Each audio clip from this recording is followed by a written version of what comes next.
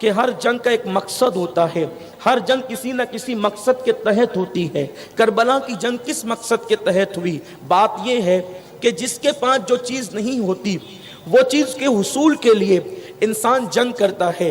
جیسے مثال کے طور پر کسی کے پاس ملک نہیں تو وہ ملک کو حاصل کرنے کے لیے جنگ کرتا ہے، کسی کے پاس دولت نہیں تو وہ حصول دولت کے لیے جنگ کرتا ہے، اسی طرح کسی کے پاس اقتدار نہیں تو وہ اقتدار حاصل کرنے کے لیے جنگ کرتا ہے۔ اگر کسی کے پاس حسن نہیں تو اللہ اکبر، وہ حسن تو کسی سے جنگ کر کے حاصل نہیں کر سکتا، البتہ اپنی بدصورتی پر اقتدار کا پردہ ڈال کر کے وہ اپنی بدصورتی کو چھپانے کی ضرور کوشش کرتا ہے۔ میرے پیارے آقا صلی اللہ علیہ وسلم کے پیارے دیوانوں، کبھی جنگ زن کے لیے ہوتی ہے، کبھی جنگ اقتدار کے لیے ہوتی ہے، کبھی جنگ دولت کے حصول کے لیے ہوتی ہے، کبھی جنگ جو ہے وہ تخت و تاج کے لیے ہوتی ہے، الگ الگ انداز سے جنگ ہوتی ہے۔ بلکہ کبھی انسان ظلم کرنے کے لیے، دہشت پھیلانے کے لیے بھی جنگ کرتا ہے۔ کربلا کی جنگ کیوں ہوئی تھی؟ میرے پیارے آقا صلی اللہ علیہ وآلہ وسلم کے پیارے دیوانوں، کربلا کی جنگ کا پس منظر اگر سمجھنا ہے تو تفاسیر اٹھا کر کے دیکھیں، قرآن کی آیتوں کا شان نزول دیکھیں، اس کی تفاسیر دیکھیں، احادیث کی تشریحات دیکھیں، اور پھر ہمارے بزرگوں نے کتابوں پر جو شروحات لکھی ہے اس کا مطالعہ کریں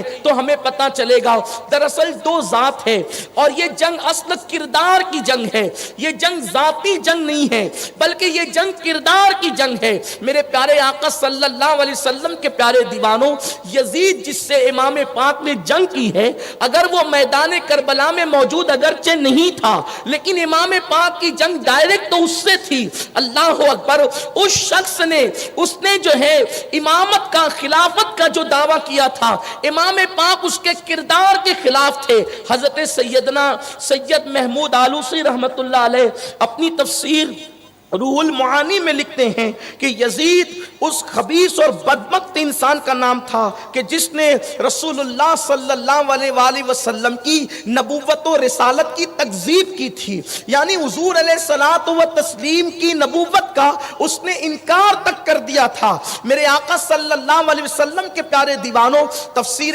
مظہری آپ اٹھا کر کے دیکھیں، قاضی ثناء اللہ پانی پتی رحمت اللہ علیہ بہت دیر کے، بہت دور کے بزرگ نہیں ہیں بلکہ ابھی جو ہے کم و بیش 2 صدیاں پہلے کے بزرگ ہیں۔ حضرت مرزا مظہر جانے جانا رحمت اللہ علیہ کے مرید ہیں۔ یہ آپ فرماتے ہیں کہ اس بدبخت نے یہاں تک کہ کہا تھا کہ بنو ہاشم پر کوئی وحی نازل نہیں ہوئی ہے بلکہ انہوں نے عرب پر اقتدار حاصل کرنے کے لیے نبوت کا ڈھونگ رچایا ہے، یعنی معاذ اللہ اس نے اللہ کے حبیب صلی اللہ علیہ وآلہ وسلم پر، حضور علیہ السلام کی نبوت و رسالت پر جو ہے وہ حملہ کیا، اللہ کے محبوب صلی اللہ علیہ وآلہ وسلم کی رسالت پر حملہ کیا۔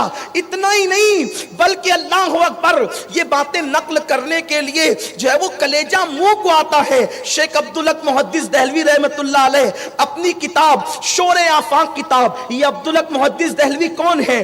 جن کی محنتوں سے علم حدیث ہندوستان کے اندر پھیلا ہے، محقق علی الاطلاق ہے، اکبری فتنے کو دھول چٹانے والا یہ شیخ عبدالحق محدث دہلوی اپنی شور آفاق تصنیف مدارج النبوہ جلد اول میں نقل فرماتے ہیں کہ یہ یزید اتنا بدبخت تھا کہ ساری امت کا عقیدہ یہ ہے، ساری امت کا عقیدہ یہ ہے کہ مومنین کی مائیں ہیں رسول اللہ کی بیویاں، حضور کی ازواج مطہرات پوری امت کی مائیں ہیں۔ اللہ اکبر، اور امت کی ماں ہونے کی وجہ سے اب کسی امتی کا نکاح نبی کی بیویوں کے ساتھ نہیں ہو سکتا، لیکن یزید وہ پلید انسان ہے کہ جس نے کہا تھا کہ معاذ اللہ مجھے موقع ملے گا تو میں عائشہ کے ساتھ بھی نکاح کروں گا۔ جب یہ بات صحابہ تک پہنچی تو ان لوگوں نے اس پہ لعنت کی کہ معاذ اللہ یہ اللہ کے نبی صلی اللہ علیہ وآلہ وسلم کی ازواج مطہرات کے ساتھ اس طریقے کے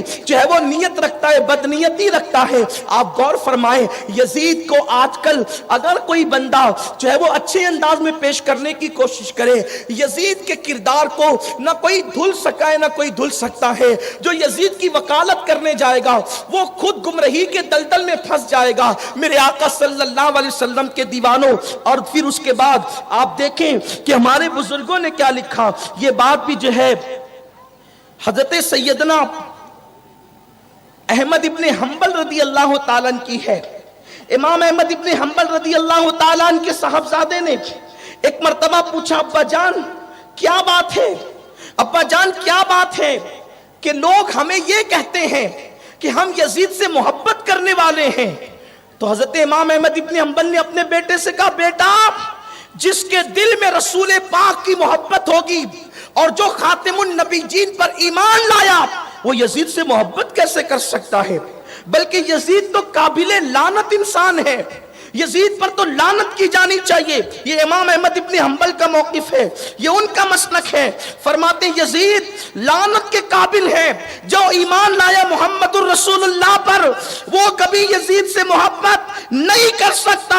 اور ارشاد فرماتے ہیں قاضی ثناء اللہ پانی پتی رحمت اللہ علیہ امام احمد ابن حنبل کا قول نقل کرتے ہوئے فرماتے ہیں کہ یزید کا کفر جو ہے وہ معتبر روایات سے ثابت ہے. فرماتے ہیں یزید کا کفر معتبر روایات سے ثابت ہے اور اس پر لعنت کرنا یہ جائز ہے. امام احمد ابن حنبل رضی اللہ تعالیٰ عنہ کا مسلک ہے. میرے پیارے آقا علیہ السلام کے پیارے دیوانوں، قاضی ثناء اللہ پانی پتی رحمت اللہ علیہ مزید لکھتے ہیں کہ یزید نے جو ہے وہ کیا کہا، اپنے اشعار میں کیا کہا. وہ فرماتے ہیں کہ یزید یہ کہتا تھا کہ میں نے میرے باپ دادا کو جو محمد عربی نے بدر میں قتل کیا تھا یا قتل کروایا تھا، اس لیے میں نے وہ بدر کا بدلہ محمد کی آل کو قتل کر کے لے لیا. سوچئے بدر میں حضور نے کس کو قتل کروایا تھا. اور ایک بات یہاں کھل کے آج آپ کو کہنا چاہتا ہوں، یہ لوگوں کو علی دشمنی کیوں تھی علی کی آل سے؟ حالانکہ بدر میں تو اور بھی صحابہ تھے اور صحابہ کی اولاد سے یزید کو اتنی دشمنی میں نہیں تھی. امام حسین سے اتنی دشمنی کیوں تھی؟ اس لیے کہ آپ بدر کی تاریخ کو اٹھا کر پڑھیں تو پتا چلے گا کہ بدر میں 70 کافروں کو قتل کیا گیا. کتنے کافروں کو؟ 70 کافروں کو. 70 کافر بدل میں قتل ہوئے، 35 کافروں کو اکیلے علی نے قتل کیا تھا اور 35 کو سب نے مل کر قتل کیا تھا. یہ جو علی دشمنی ہے اسی لیے تھی، مولا کائنات کی دشمنی اسی لیے تھی. تو اس ظالم نے کہا کہ بدر میں، یہ میں مظہری کا حوالہ پڑھ رہا ہوں جلد نمبر 6 کے حوالے سے، یہ بات بھی کہی جاتی ہے کہ یزید کی مخالفت سے مورخین کرتے ہیں، مفسرین علماء اور محدثین نے نہیں کی ہے. یہ جو مظہری ہے یہ مفسر بھی ہے، یہ صوفی بھی ہے، یہ پیر طریقت بھی ہے، یہ اپنے وقت کا محدث بھی ہے. یہ حضرت مظہری لکھ رہے ہیں کہ وہ کہتا تھا کہ میں نے بدر کے قاتلوں کا، جو میرے باپ داداؤں کو قتل کیا تھا محمد عربی نے، میں نے اس کا بدلہ حسین و آل حسین کو قتل کر کے لے لیا. اور اس کے بعد اس نے شراب کو حلال کر دیا. اور وہ یہ یہاں تک کہتا تھا بدبخت کہ اگر دین محمدی میں شراب حرام ہے تو عیسائی بن کر شراب پی لیا کر. اس لیے کہ جناب عیسیٰ کی قوم شراب کو حرام نہیں مانتی. اللہ اکبر. یعنی کہ اگر شراب پینے کے لیے عیسائی بننا پڑے تو عیسائی بن جاؤ مگر شراب پیو. یہ اس کے نظریات تھے. پورا اس کے لیے تاریخ کے اندر اگر آپ پڑھنا چاہتے ہیں تو میں چند کتابوں کے نام پیش کر دیتا ہوں، آپ اس کو جو ہے وہ تفصیل سے اس کا کردار اور پورا کیریکٹر پڑھ سکتے ہیں جہاں سے میں نے یہ چیزیں لی ہے. امام حاکم کی مستدرک، الاصابہ، اس کے بعد صواعق المحرکہ، تکمیل ایمان، تاریخ خلفاء، فتاوی عبد الحی، تاریخ ذہبی، یہ نابع المعدت، طبقات الکبریٰ، ابن عساکر اور موطا امام مالک اور مولانا زکریا صاحب کی کتاب جو ہے وہ فضائل اعمال بھی آپ دیکھ سکتے ہیں. اس سلسلے کے اندر کچھ باتیں انہوں نے بھی اس سلسلے کے اندر بیان فرمائی ہے. میرے پیارے آقا صلی اللہ علیہ وسلم کے پیارے دیوانوں، تو یزید کا کردار یہ ہے.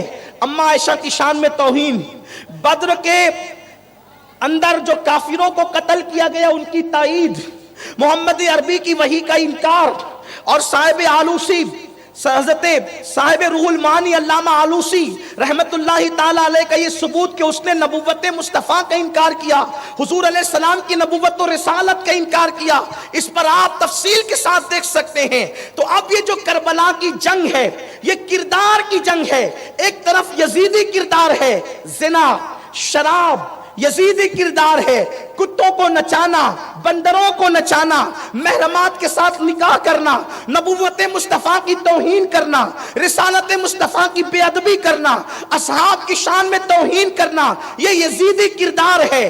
اب اس کے خلاف اگر کوئی اٹھ کر کے کھڑا ہوا تو وہ مصطفیٰ جان رحمت کا لال سیدنا امام حسین علی جدی علیہ السلام کی ذات ہے، یعنی امام پاک دین کے تحفظ کے لیے، دین کی حفاظت کے لیے، دین کو بچانے کے لیے اٹھ کر کے کھڑے ہوئے۔ کل ملا کر دو جملوں میں بات یہی کی جا سکتی ہے کہ دین بچانے کے لیے امام علی مقام کھڑے ہوئے ہیں، تحفظ دین کے لیے، تحفظ شریعت کے لیے اٹھ کر کھڑے ہوئے ہیں۔